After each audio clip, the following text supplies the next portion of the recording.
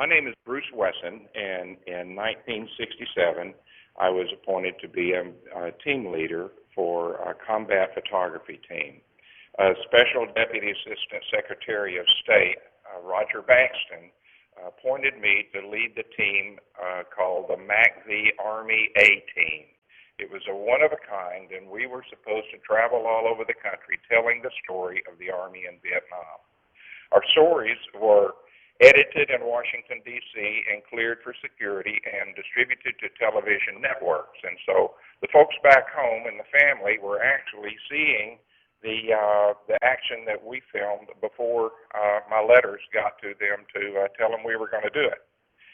We have filmed lots of very interesting things and a lot of really routine stuff. One of the most interesting subjects we filmed was weapons testing. One that stands out in my mind was when we were assigned to go to the Mekong Delta down in the very southern part of South Vietnam and do a story on the hovercraft. The U.S. Navy had decided that a hovercraft, which is a vehicle that would go on water and on land, would be a great way to insert troops into a fast action response team mission. And so they asked us to come down and do a film evaluation. Well, we did that, and the thing worked great. The troops, as you can see if you look at the photographs on the wall, the troops could be placed on the side of the hovercraft. The hovercraft was armed with heavy machine guns, and it could very rapidly traverse rice paddies and open water and get to the enemy very quickly. One thing that I think they hadn't thought of and causes some problems was that they make a lot of noise. You can hear one of them coming easily over a mile away. And it just so happened that that was the case when we did the filming, because by the time we got to one critical area where the river narrowed down, we were ambushed. And 2 or 3 of the troops that were roped to the side of the hovercraft were wounded and had to be evacuated. So our story and my script, off the record, recommended that the mission for the hovercraft needed to be reconsidered. Turned out they had configured 3 hovercraft to be deployed to Vietnam. 2 were and were destroyed within 3 months, and the third one to this day sits at a museum in Richmond, Virginia. Other types of stories that we filmed were,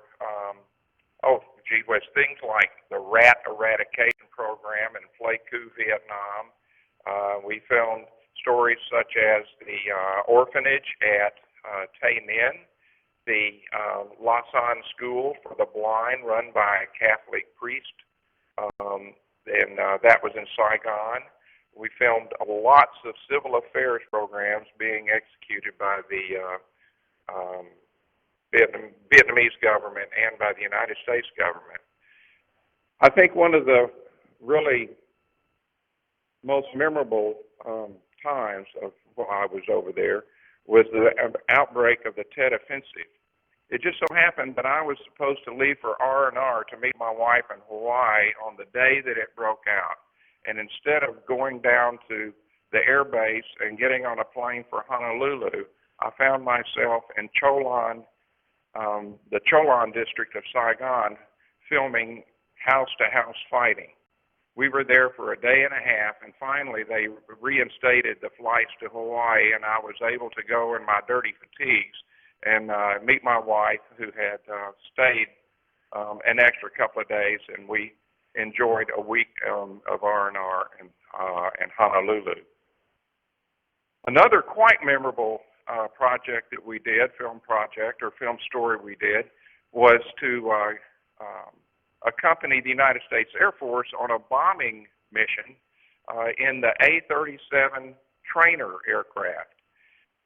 It's a side-by-side aircraft, and it was commissioned to be a low-level bomber in Vietnam. It's very small, but it carried a pretty good bomb load. It carried 2 250-pound bombs, napalm canisters, and cluster bombs all at one time. So we went up, and no problem until they got to the actual mission. And then the pilot rolled over, just like you've seen in the movies, and headed toward the ground at a 45-degree angle and said, "Hold on, because this is going to be a ride." Well, when he pulled up, the G-force pushed my camera down into my lap, and I was unable to take pictures of us going down. Then what the pilots would do is one would fly beneath the other and look up. And I said, "Well, what are you looking up at the bottom of his plane for?" He said, "Bullet holes." So that was a rather sobering experience to know that we were under fire while we were doing that. And that was the case in many of the photos assignments that we did.